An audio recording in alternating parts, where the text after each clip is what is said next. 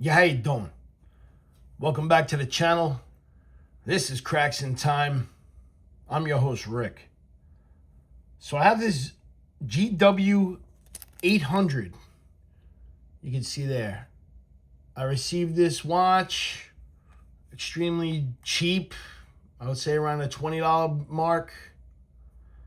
This is a watch from, you can see it's MultiBand 5. See that right there? This is my first watch that is branded MultiBand 5. Now it's obviously MultiBand 5 because you can see here on the indicator there are 5 different indicators for the radio signals. 2 in Japan, 1 in the US, 1 in the UK, and I'm not sure where that other one is. But they added another multiband for China, and that's when it became multiband 6 around 2008. This watch released in 2005. So it's early multiband 5, and it is right after, I guess, they stopped using Wave Scepter branding, perhaps.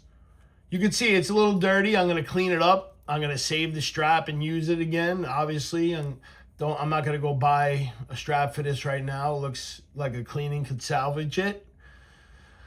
It came dead, so I charged it up. You can see it's got electroluminescent backlight. You can see it did charge up, and it's retaining its charge. Right now it's on high, which I'm happy about. I haven't really looked into this. I haven't set it up or anything.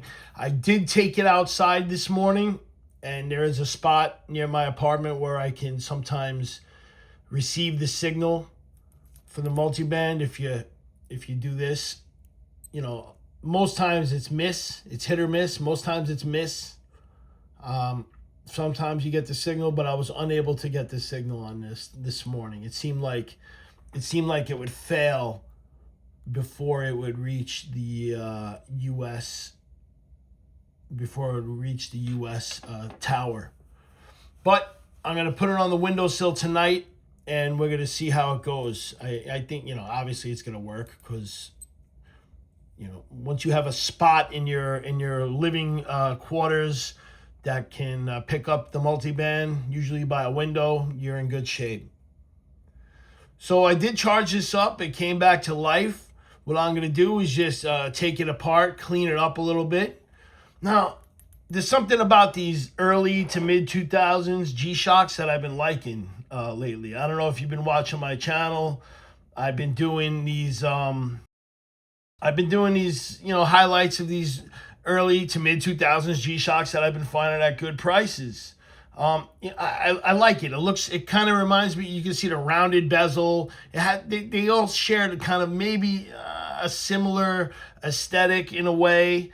Large side buttons. You know, they all had the large side buttons. It's chunkier than a square, but smaller than a Mudman, so it's kind of somewhere in the middle. Neutral black face with a clean LCD. You know, that's a lot of the 2000s G-Shocks look like. It looks like a product from the same era as the GW-300, an MTG-900, or any other early Wave Scepter G-Shocks. It's kind of like that era of G-Shock, which I'm really getting into lately because there's some under-the-radar models you don't really see anymore, and they're affordable. And, you know, once you give them a good cleaning, they're good to go, in my opinion. So what we're going to do right now is take this watch apart. I've already taken 3 of the bezel screws off just to save some time. I'm going to take this last one off right now. They were a little tight because, you know, the watch is 20 years old, 21 years old now. So let's get this one off here, and then we'll figure out what to do because the straps look a little weird the way they come off. All right, so I'll do that right now. So you can see the straps are held on by this kind of weird, I don't know what this is, metal, I don't know. But it looks like a spring bar in there amidst all this encrusted filth. So I don't really know how to get this thing out. I got to be honest with you. I'm going to take a pin, I guess, and I'm going to push it in. Okay. Oh, I see. It clipped out. You see that? It kind of clipped out.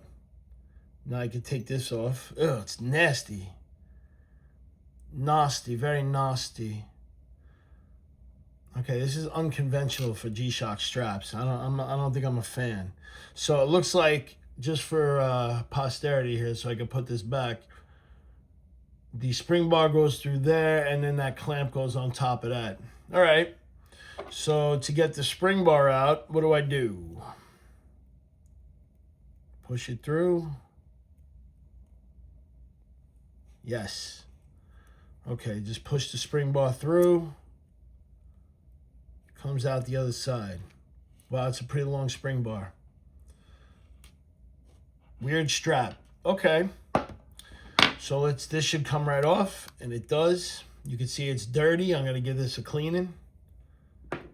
Let's do the other side now. Same thing.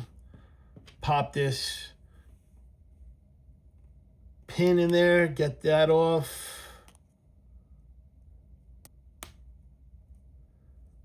That should do it. Come on. There we go. Finally.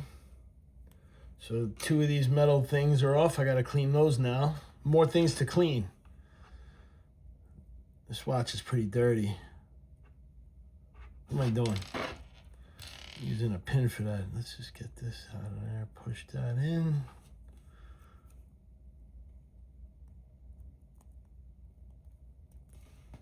Out the other side. All right. Other side of the strap comes off. Ugh, look at that disgrace.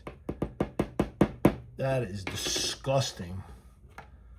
Ew, there's filth on my table. I'm gonna have to I'm gonna dry heave in about 2 seconds. I have to clean all that up. All right. So here's the watch. There's 2 more screws to take off the bezel, and then the bezel should pop right off. Yeah, this watch is pretty dirty.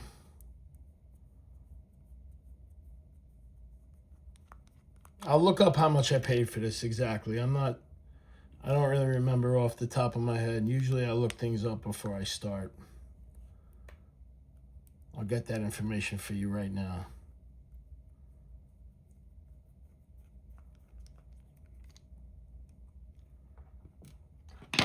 All right, let's get this bezel off. Let's hope it's going to be disgusting under there, but let's hope it's easy to take off and nothing snaps. Let's hope there's no resin rot. You never know with these older ones. Pretty gross. Pretty gross. I should be wearing gloves, don't you think? Nasty. Grotesque. That's pretty gross. All right, so you know what we're going to do? We're going to go in the kitchen. We're going to clean all this stuff up. Try to do it on camera. I don't like doing it here at the desk. We're going to try to do it in the kitchen, see how that works. How you doing? We're going to try something new. All right, we're going to try something new. We're going to do a little cleaning right here in the sink. See how it works. See if the water's too loud, if it's too annoying. You can see I just trusted the bezel. I trusted the gasket to be okay. I probably should have opened this up and cleaned it. It just dawned on me that I should have done that. I should have re-lubricated the gasket, but I didn't do that. So you know what? I'm going to do that afterwards.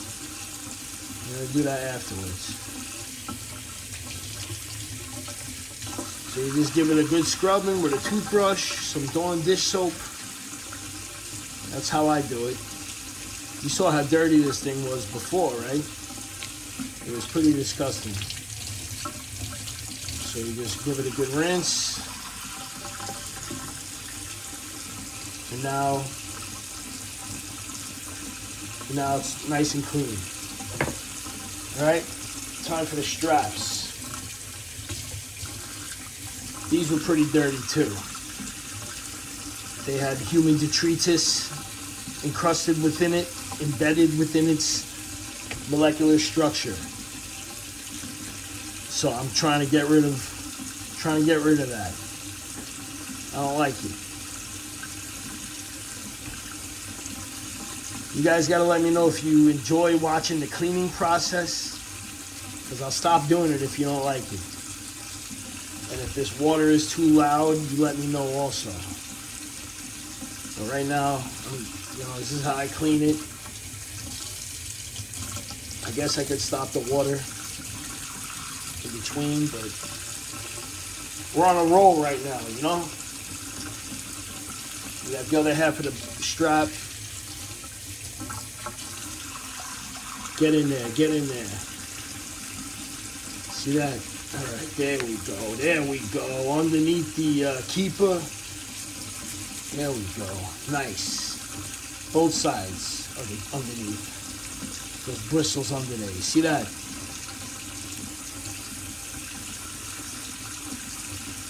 All right. This is gonna be a nice watch. I really like these old G-Shocks, these early to mid 2000s, solar, early atomic, cool G-Shocks, right? All right, here's the bezel. Here's the bezel. This was pretty dirty too. Just get it on the inside nice. See that? Going for another pass.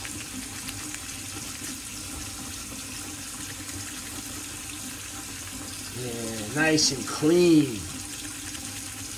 People paying, well, I'm not saying people are paying a lot of money for these old G-Shocks in good shape, but you know, it's good to find a watch at $20 or whatever. Clean it up for free. You know what I'm saying? Clean it up. You got a nice, beautiful watch for the collection. All right, this is what we're gonna do. Now I got these metal parts right here. Let me do that right now separately. Hold on a second. All right, hopefully these clean up easy and they look like they are. All right.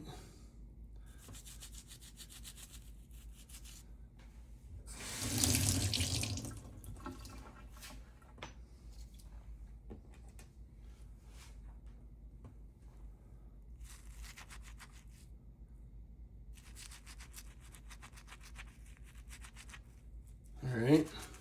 That's one way to do it, I guess. All right, we're done cleaning. So the straps, the bezel, these metal parts, these weird metal clamps, they're all clean now. Let's go back into the room over there and take care of the business, the reassembly. Cool, so here we are, back. Everything is clean. You can see the crystal's a little spotty. There's some, I don't know what that dotting spottiness is. Try cleaning it as good as possible. It's passable. But you can see it's set now. All right, so let's reassemble this. First thing to do is put the bezel back on. Okay. Let's get these over these pushers here. There we go. It's back on. A little dirt left over there. All right. Relatively clean otherwise. I mean, you saw how it looked previously. It was in pretty gnarly shape. All right, so let's get these two bezel screws in on the side.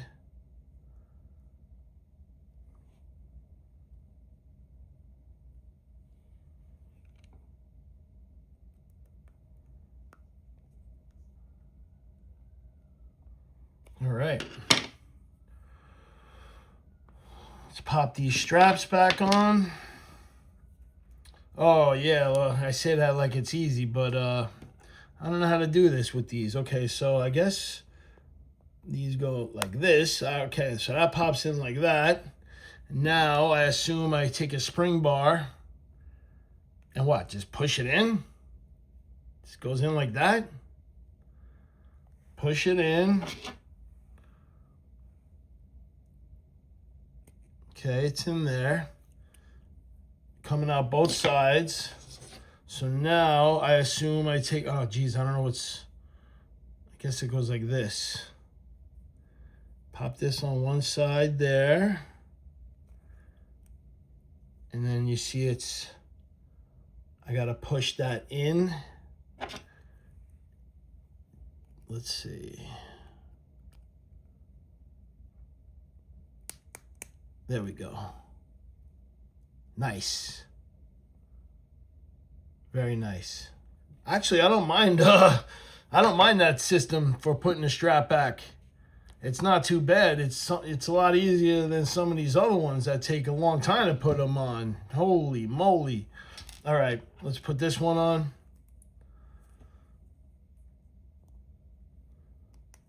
Nice and easy, man. Okay. Spring bar goes in.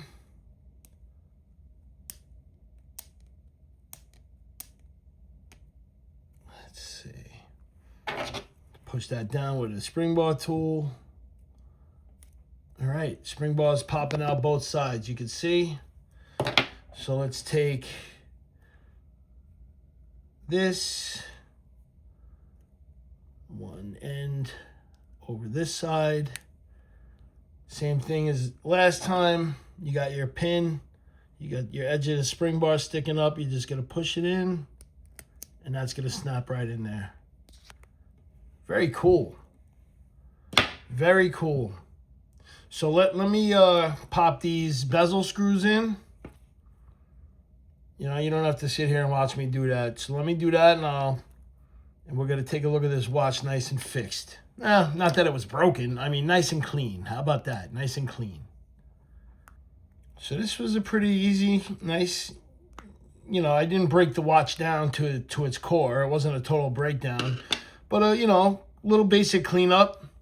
It went from disgusting to wearable. I'm going to wear this watch now. You understand? I'll wear it. All right, let's see what we got. Let's put it on the wrist. Right now I got on my beautiful Casio AE 1200 with the SKX mod kit. This watch is awesome. Please check the channel for the full-length video on the modification of this watch. Let's put it on the wrist. The GW-800 from 2005. So yeah, it's got the dual... what do you call these straps? Dual pronged straps. There it is. 7 1/4 inch wrist. Early to mid 2000s G-Shock pleasures. Let's see. There we go. I was in the wrong mode there, and you can see the electroluminescent backlight. Let's check that out real quick. Yeah, you know, old school electroluminescent backlight. Nice. Very nice. And tomorrow morning it should have received the signal from the North American tower in Colorado for the MultiBand. Anyway, yo, this is a pretty cool watch. You know, for the price I paid, this is really cool. I'm happy to have it. Like I said, I'm happy to have all these old G-Shocks in the collection, especially at these prices. If you're willing to put a little time and effort into it, you're going to get some good watches. Anyway, guys, have a good one. Thanks for watching, and how you doing?